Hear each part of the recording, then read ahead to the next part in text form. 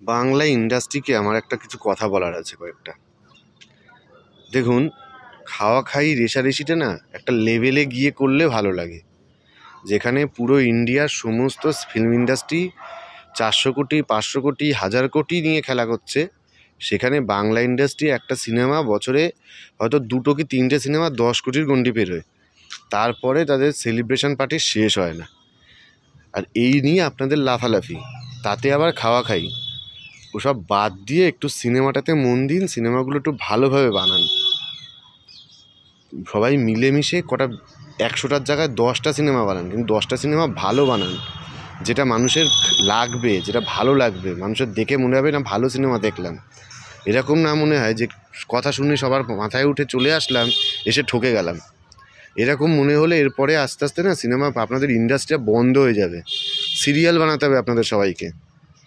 সিরিয়ালও এরপরে আমাদের এই জেনারেশন লাস্ট দেখছে, আমাদের মায়ের জেনারেশন সিরিয়াল দেখছে লাস্ট।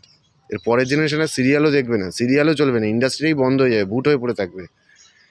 সিনেমা হচ্ছে এগুলো। আর আপনাদের এই খাওয়া খাই একটা উইন্ডো, আপনারা যখন দেখেছেন যে পুষ্পার মতো একটা অত বড় সিনেমায় চলে এসেছে অলরেডি, সেই সিনেমাটা তো একদিনে আর চলে যাবে না, বা 1-2 সপ্তাহে চলে যাবে না, সেটা অন্ততপক্ষে 1 মাস খাবে।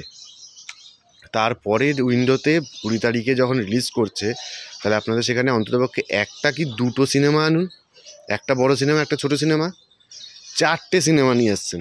একটা সিনেমাও কামাতে পারবে তো ঠিকমতো? সেটা কি লাভ হবে আপনাদের? আলটিমেটলি কোনো লাভ হবে? যে সে 4টে সিনেমায় যদি লসের মুখে গিয়ে রান করে, বা একদম একটু একটু করে কোনোভাবে ইয়েটা শুধু ইনভেস্টমেন্টটা উঠে আসবে, তাতে কি লাভ হবে? ইন্ডাস্ট্রি কি বড়ো হবে তাতে? এভাবে কি ইন্ডাস্ট্রি চলবে? ওর থেকে একটা সিনেমাকে বড় করে হিট করালে সেটা ভালো হতো না? 4টে সিনেমা একসাথে নিয়ে এসছেন।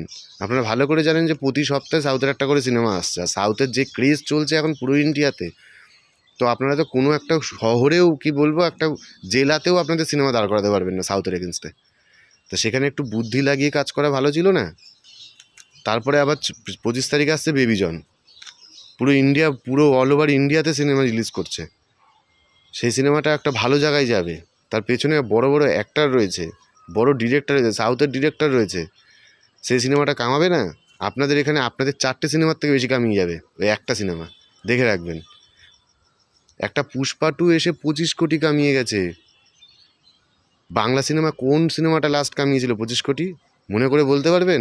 আমার যতদূর মনে হয় সম্ভবত অ্যামাজন অভিযানই একমাত্র ছিল যেটা 25 কোটি টাকার উপরে কামিয়েছিল। আর পুষ্পা 2 শুধুমাত্র ওয়েস্ট বেঙ্গল থেকে 25 কোটি টাকা কামিয়ে গেছে। আর বাংলা সিনেমা সেই অ্যামাজন অভিযানের পরে মনে হয় কোনো সিনেমা কামাতে পারিনি 25 কোটি কেন, 20 কোটিও কামাতে পারিনি। এইভাবে রেষারেষি করবেন, একসাথে 4টে সিনেমা 5টা সিনেমা রিলিজ করে দেবেন, তারপরে আবার একজন আর একজনের সিনেমার নামে ভুলভাল কথা বলবেন, কন্ট্রোভার্সি করবেন। এইভাবে সিনেমা এগোবে?